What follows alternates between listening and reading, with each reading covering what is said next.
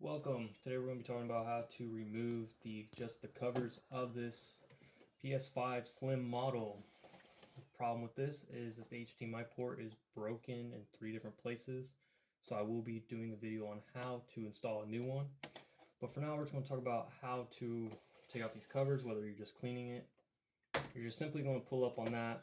These back tabs, they go in there. So when you're looking at the front, make sure the disc's there, buttons. And when you put it back on, you just simply put those in, back, give it a good press. Don't want to pull up on this too hard, don't want to break it. Just going to do it again here. See, came up easy. Just putting a little bit of pressure. Just putting a little bit.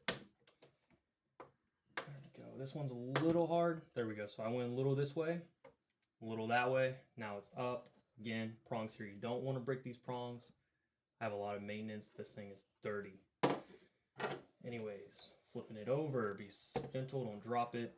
I'm gonna grab it from this back side, up, prongs again. So now the prongs are facing you. So it's a little bit easier. Again, just gonna grab this one and pull up.